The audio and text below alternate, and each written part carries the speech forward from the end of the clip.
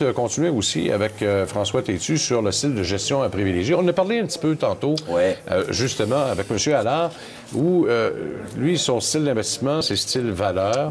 Puis là, il y a comme une espèce de contrariant entre la valeur ou la croissance. Puis là, nos investisseurs qui nous écoutent, d'ailleurs, on aura quelques questions tout à l'heure, puis c'est en plein ça qu'ils nous posent, là, avec les titres qu'ils nous demandent de surveiller. Est-ce qu'on va vers la valeur ou s'en va encore vers la croissance? Parce que j'ai comme l'impression que la croissance commence à plafonner un peu, là.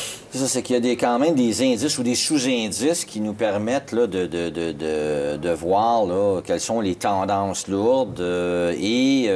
Si on remarque depuis le rebond de mars 2009, les plus performants ou les secteurs très performants ont été, par exemple, les titres à plus faible capitalisation ou les titres de croissance versus les valeurs. Je ne dis pas que les titres de valeur n'ont pas performé, ils ont bien performé. Sauf que si on regarde au cours de cette période-là, le rebond était plus fort dans les titres de croissance et plus faible capitalisation. Par contre, depuis février de cette année, 2014, on remarque qu'il y a eu un changement de cap. Alors, possiblement que les investisseurs de nombreux investisseurs se sont dit, mais il serait peut-être temps là, que dans mes investissements, dans mon portefeuille, mes titres de croissance, de peut-être vendre et, étant donné que je n'ai pas de marge de manœuvre, je ne vais pas vers les obligations, je n'ai pas de rendement, plutôt me diriger vers les titres dits valeur ou value, identifiés comme des titres comme des aubaines ou sous-évalués. Et depuis février-mars, on voit vraiment qu'il y a une remontée du côté des titres valeurs ou même des fonds valeurs. D'ailleurs, ce qui fait en sorte que depuis le début de l'année, à travers le monde, c'est que c'est la précédente, c'est ça. Alors, on remarque déjà un différentiel quand même assez important. Là, on parle seulement de 6 mois. Hein?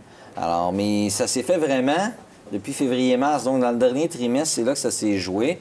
Alors, les titres valeurs mondiales ont produit 8,5 versus les titres de croissance à 6,2 et les petites capitalisations 6,9. Alors ça, c'est au niveau des grands thèmes. Quand les gens recherchent des fonds, ils disent vers où je devrais me diriger. Alors possiblement du côté des titres valeurs ou le style de gestion valeur et vont possiblement à privilégier d'ici le reste de l'année. On fait quoi avec le marché chinois? Le marché américain, on en a parlé amplement tantôt, là, mais le marché chinois, on fait quoi avec? Bon. Alors, on a revu un regain de popularité de ce côté-là. Par contre, le marché chinois n'a pas été un grand performant, là, je pourrais dire, par rapport au marché américain. Au niveau là, de la bourse chinoise. Tu regardes la bourse de Shanghai, j'ai l'impression que c'est un billet de loterie, cette bebelle-là. Ça n'a pas de bon sens. Puis aussi, on a eu là, les scandales. Il faut comprendre aussi que les titres chinois transigés sur les marchés américains, puis avec les scandales qui ont eu lieu, alors là, la comptabilité créative fait en sorte qu'il y a eu un bris de confiance envers, là, on généralise, là, mais la bourse des compagnies chinoises, malgré qu'il y en a quand même Ça explique, est-ce que ça explique pourquoi il y a tant de transferts de compagnies chinoises vers le New York Stock Exchange? Et je pense à Alibaba, par exemple, qui veut rien savoir d'aller sur Shanghai, veut aller à New York. D'abord, plus de visibilité. Meilleur contrôle aussi. On parle aussi d'encadrement, de réglementation, confiance, une meilleure confiance aussi des investisseurs envers la société qui est émettrice. Bon, quelques titres peut-être sur suivi d'idées, là, parce que tu nous avais déjà parlé de ça, François. Oui, effectivement. United Insurance, qui était étranger à 9 fois les bénéfices. Un titre de valeur à l'époque qui est quand même intéressant, qui est en rebond. Titre croissance, mais je dirais, NXP Semiconductor, qui était un spin-off. Je m'excuse, je me rappelle pas du terme, là, de spin-off. Un SMH.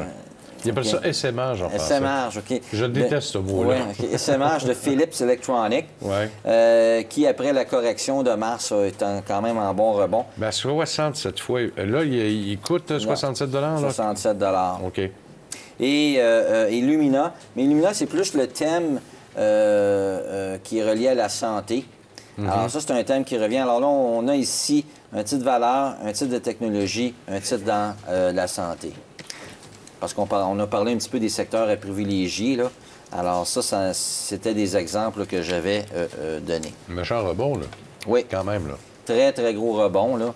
Alors, il fallait le prendre au passage dans cette correction-là.